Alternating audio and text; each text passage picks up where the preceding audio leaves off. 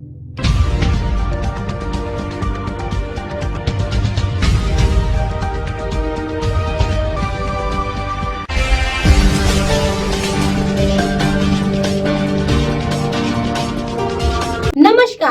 आप देख रहे हैं VV6 न्यूज चैनल मेरे यानी सायरा सिंह के साथ। तो चलिए नजर डालते हैं आज के स्पेशल रिपोर्ट पर। 26 जनवरी को ही क्यों मनाते हैं गणतंत्र दिवस, जानिए इसका किस्सा।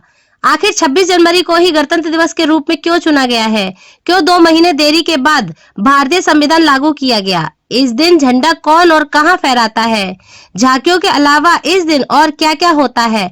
आइए आज जानते हैं इन सब सवालों के जवाब। भारत के 75वें गणतंत्र दिवस की तैयारी जोर शोर से चल रही है। यहाँ देश के सबसे महत्वपूर्ण राष्ट्रीय समारोह में से एक है।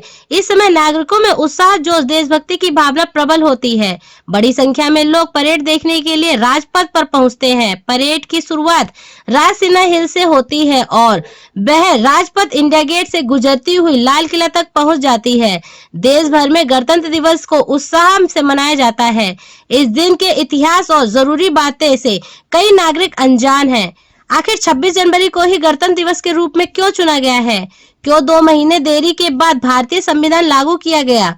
गणतंत्र दिवस के दिन राष्ट्रीय ध्वज कौन और कहां फहराता है? झंडा फहराने का तरीका 15 अगस्त के ध्वजारोहण से कितना अलग होता है? आइए आज जानते हैं इन सब सवालों के जवाब। 15 अगस्त 1947 को भारत को स्वतंत्र राष्ट्र का दर्जा मिल गया था। हालांकि लगभग 3 साल बाद 26 जनवरी 1950 को संविधान को अपनाने के साथ भारत ने खुद को एक संप्रभु, लोकतांत्रिक और गणतंत्र राज्य घोषित किया।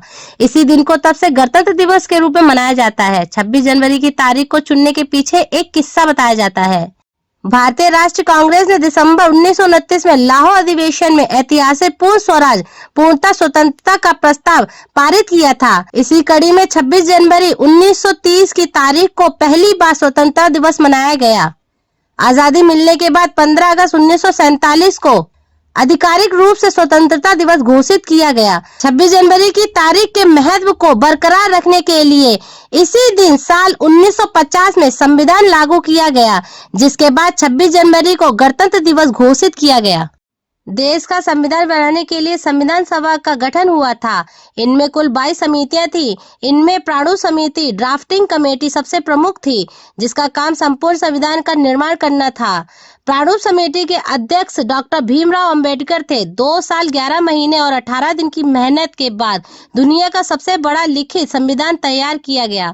डॉक्टर अंबेडकर ने संविधान सभा के अध्यक्ष डॉक्टर राजेंद्र प्रसाद को 26 नवंबर 1949 को भारतीय संविधान सौंप दिया, लेकिन इसे लागू करने के लिए 2 महीने की देरी की गई। दिया जाता है कि 26 जनवरी के पूर्ण स्वराज के ऐलान के महत्व को कायम रखने के लिए संविधान को 2 महीने बाद लागू किया गया। इस तरह 26 नवंबर 1949 की जगह 26 जनवरी 1950 को पहला गणतंत्र दिवस मनाया गया। नागरिकों के बीच संवैधानिक मूल्यों को बढ़ावा देने के लिए 2015 से सरकार ने 26 नवंबर को संविधान दिवस मनाने का फैसला किया है। आशा है आपको हमारी रिपोर्ट पसंद आई होगी। इसी तरह की खबरों से जुड़े रहने के लिए हमारे YouTube चैनल को लाइक करें, सब्सक्राइब करें। धन्यवाद।